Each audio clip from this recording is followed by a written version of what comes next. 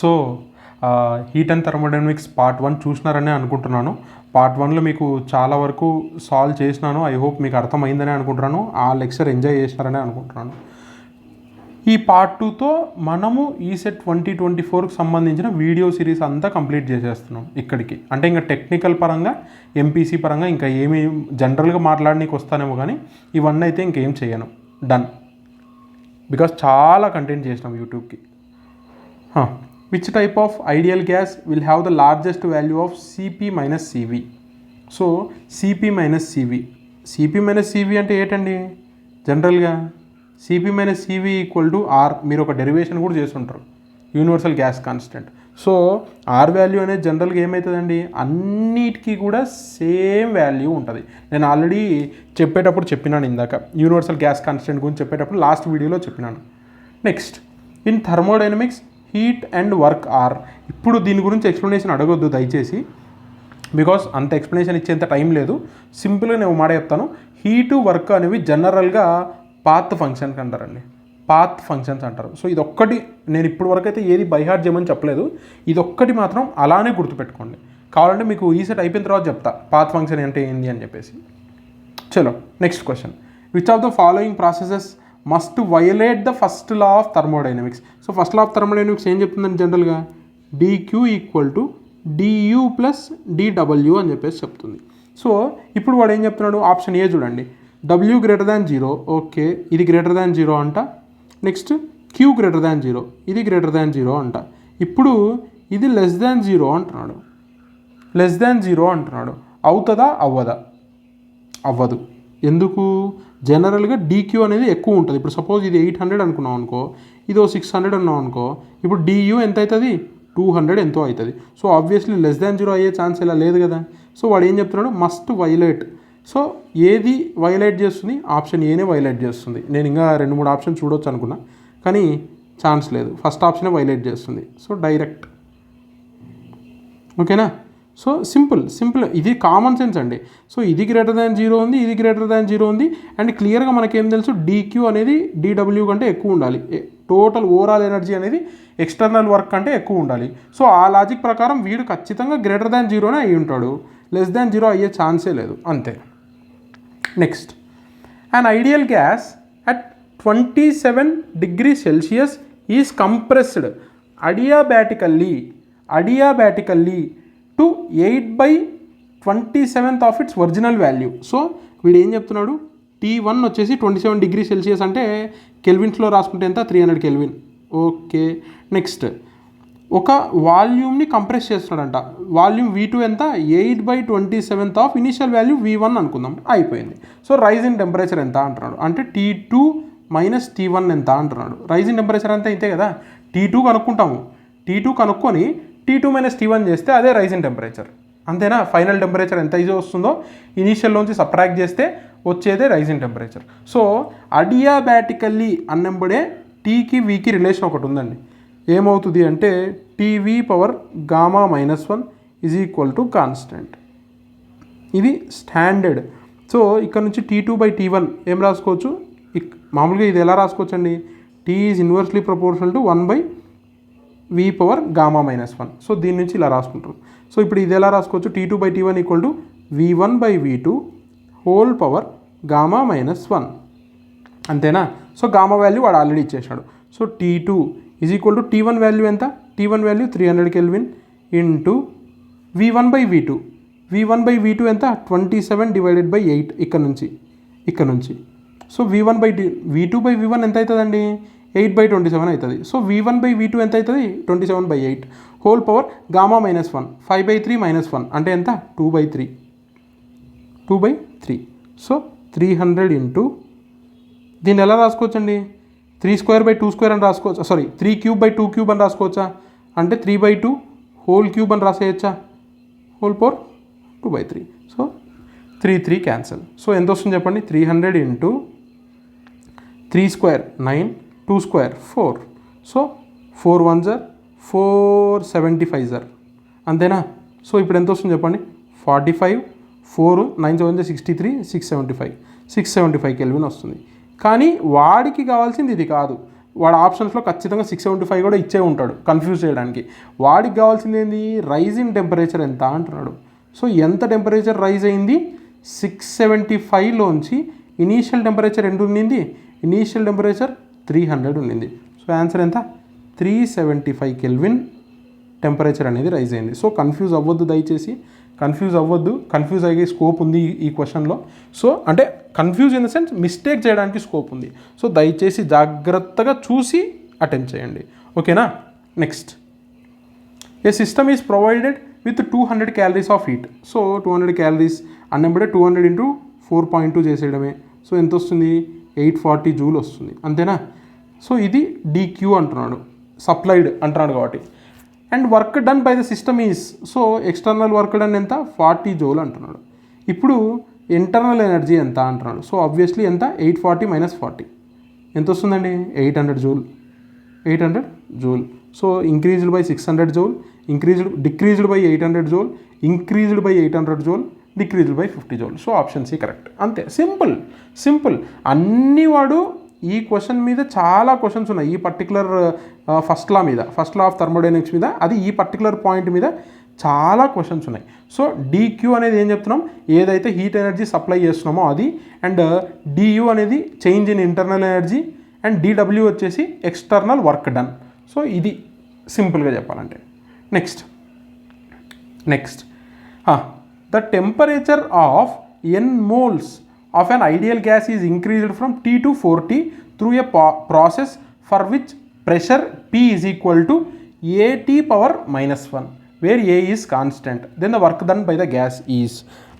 నేను ఒక మాట చెప్తాను, నా సజెషన్ పర్సనల్గా, మీరు ఇది క్వశ్చన్ ఇలానే ఇస్తాడు, ఆన్సర్ 6nRT ఇలానే గుర్తుపెట్టుకోండి. ఎందుకంటే డెరివేషన్ చేస్తాను నేను ఇప్పుడు, కానీ ఆ డెరివేషన్ చూసిన తర్వాత ఇలా గుర్తుపెట్టుకోవడం మేలు రా అనిపిస్తుంది మీకు. చూద్దాం. జనరల్గా మనకి ఏం తెలుసండి, PV = N × RT, ఇది మనకు తెలుసు. ఓకే, ఇక నుంచి వాల్యూమ్ V ఏం రాసుకోవచ్చు, N × RT / P అని చెప్పి రాసుకోవచ్చు. సో N × RT / P ప్లేస్లో వాడు ఏమి ఇచ్చినాడు, AT power -1 అని ఇచ్చినాడు. సో దీని నుంచి ఏం రాసుకోవచ్చు, nRT² / A అయిపోయింది. సో ఇక్కడ నుంచి డిఫరెన్షియేషన్ చేయండి, dV/dt చేయండి, dV/dt చేయండి. సో nR / A ఇవి కాన్స్టెంట్ కాబట్టి /d/dt ఆఫ్ T². సో ఎంత వస్తుంది చెప్పండి, nR/A × 2T, అంతేనా. సో ఎంత వస్తుంది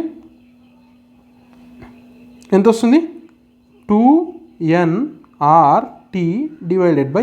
ఇదేంది, dV/dt. సో దేర్ ఫోర్ ఇక్కడ నుంచి dV ఏం రాసుకోవచ్చండి, 2nRT / A × dt.